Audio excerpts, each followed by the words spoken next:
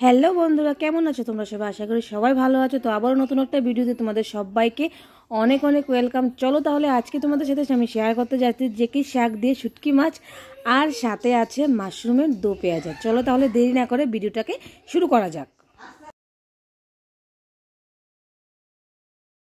ঝটপট করে দেখো এখানে কড়াই বসিয়ে দিয়েছি আর কড়াইয়ের মধ্যে অয়েল দিয়ে দিয়েছি। অয়েলটা গরম হওয়ার পর এখানে আমি কাঁচা লঙ্কা চিড়ে দিলাম আর দিয়েছি সাথে দিয়েছি অল্প রসুন, যে রসুনটা কুচি করে দিলাম।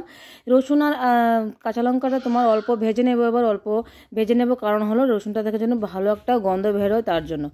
এইবার এটার মধ্যে দিয়ে দেবো আমি শুটকি মাছ, যেটা আমি আগে থেকে ধুয়ে রেখে দিয়েছি। এবার দেখো শুটকি মাছগুলি দেওয়া হয়ে গেছে। এবার আরেকটু এটাকে একটু ভালো করে একটু ভেজে নেবো যেন শুটকি মাছগুলো ভালো করে গলে যায়। শুটকি মাছগুলো গলে গেলে দারুণ একটা সেন্ট বের হয় জানো, আর এটার গন্ধে কিন্তু মনে হয় যে এক থালা ভাত খেয়ে নেওয়া যাবে, ঠিক আছে না? তা আমার মতো কে কে শুটকি মাছ ভালোবাসে অবশ্যই আমাকে কমেন্ট করে জানাবে। আর এখানে দেখো শুটকি মাছগুলি ভাজা করা হয়ে গেছে। এবার আমি কেটে রাখা ডেকি শাকগুলি এটার মধ্যে দিয়ে দিলাম আর শুধুমাত্র পরিমাণ মতো নুন দেবো আর দেবো অল্প পরিমাণ হলুদ। আমার হলুদটা দেওয়া হয়ে গেছে। এবার দেবো আমি অল্প নুনটা কিন্তু তোমরা অবশ্যই বুঝে দেবে, কারণ সবাই তো নুন সমান খায় না, কেউ অল্প খায় কেউ বেশি খায়। তো আমি এখানে দিয়েছি তোমার এতটুকু পরিমাণ ডেকি শাকের জন্য আমি 1.5 চামচ নুন দিয়েছি। তো 1.5 চামচ নুন দেওয়ার পর ডেকি শাকটা গেলে আর একটু ভালো করে ভাজা ভাজা করে নিচ্ছি, মিশিয়ে নিচ্ছি যেন শুটকি মাছগুলি ভালো করে মিশে যায়। তারপর আমি 10 মিনিটের জন্য ঢাকা দিয়ে রেখে দিলাম। এবার দেখো 10 মিনিট হয়ে গেছে। 10 মিনিট পরে ডেকি শাকের ঢাকনাটাকে আমি উঠিয়ে নিলাম। এবার দেখো একটু নাড়াচাড়া দেবো আর এদিকে দিয়ে কিন্তু আমার ডেকি শাকটা কিন্তু হয়ে গেছে।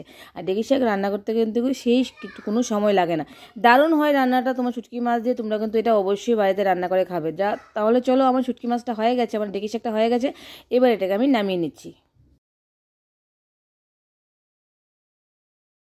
দেরি না করে আবার কড়াই বসিয়ে দিলাম আর কড়াইয়ের মধ্যে এবার দেখো কেটে রাখা আলুগুলি ভেজে নিচ্ছি অল্প নুন আর অল্প হলুদ দিয়ে।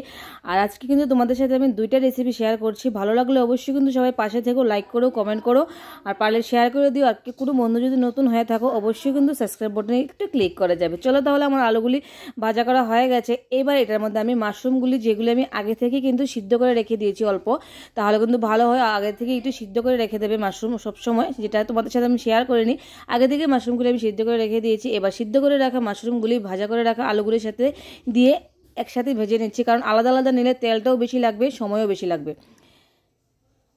তারপর আমার দেখো মাশরুম আর আলুগুলি ভাজা করা হয়ে গেছে। তারপর আবার কড়াই বসিয়ে দিলাম। তারপর আমার তেলটা গরম হয়ে গেছে। কড়াইয়ের মধ্যে দিয়ে দিলাম আমি এলাচ আর তেজপাতা দিয়ে ভাজা করার পর দিয়ে দিয়েছি কুচানো পেঁয়াজ। কুচানো পেঁয়াজটা দেওয়ার পর একটু ভাজা করা হয়ে গেছে আমার। এবার দিয়ে দিলাম আদা, রসুন, পেঁয়াজ, কাঁচা লঙ্কা একসাথে আমি মিক্সি করে নিয়েছিলাম। তো এগুলি এবার এটার মধ্যে দিয়ে দিলাম। দেওয়ার পর ভালো করে ভাজা ভাজা করার পর একটু আমি অল্প পরিমাণে নুন দিয়েছি, তারপর দিলাম হলুদ, তারপর দিলাম জিরে, তারপর দিলাম ধনে। দেওয়ার পর এবার এটাকে একটু ভালো করে কষিয়ে নিতে হবে। মাংসের মশলাটা যেভাবে আমরা কষাই সেমভাবে কিন্তু এটাকে একটু ভালো করে কষিয়ে নিতে হবে। দেখো আমার মশলাটা কষানো হয়ে গেছে। এবার দেখো ভেজে রাখা মাশরুম আর আলুগুলো আমি দিয়ে দিয়েছি। এটাকে একটু সময় লাগিয়ে একটু ভালো করে ভেজে নেব। ভালো করে কষাতে হবে মাংসের মশলার মতো, তাহলে কিন্তু দারুণ মাংসের মতো টেস্ট আসবে। দেখো আমার কষানো হয়ে গেছে। এবার দেবো এটার মধ্যে অল্প জল অ্যাড করে দেবো যেন ঝোলটা একটু মাখা মাখা হয়ে যায়, তাহলে একটু খেতে ভালো লাগবে। একদম শুকনো শুকনো তো খাওয়া যায় না, তার জন্য। তাহলে একটু আমার ঝোল দেওয়া হয়ে গেছে। এবার দেখো দেখো আমার আলুগুলিও সিদ্ধ হয়ে গেছে। এবার একটু সময় পর তারপর এটাকে নামিয়ে নেব। তো আমার ঝোলটা সিদ্ধ হয়ে গেছে। এইবার আমার নামানোর সময় হয়ে গেছে। নামানোর আগে এটার মধ্যে আমি অল্প গরম মশলা অ্যাড করে দেব। তোমরা যদি মনে করো গরম মশলা না দিতে চাও নাও দিতে পারো, ব্যাপার না, কারণ যে পরিমাণ গরম পড়েছে গরম মশলা না দিলে কোনো ব্যাপার না। তো আমি অল্প গরম মশলা অ্যাড করেছি। তাহলে আমার মাশরুম রেসিপিটা একদম কমপ্লিট হয়ে গেছে। চলো তাহলে আমার এই ছোট্ট ভিডিওটা কিন্তু এখানেই শেষ হচ্ছে। আমি এখন মাশরুমটা নামিয়ে নিচ্ছি। ভালো লাগলে সবাই পাশে থেকো, সাথে থেকো, শেয়ার করো আর সাবস্ক্রাইব বাটন অবশ্যই ক্লিক করো। চলো আজকের জন্য সবাইকে টাটা।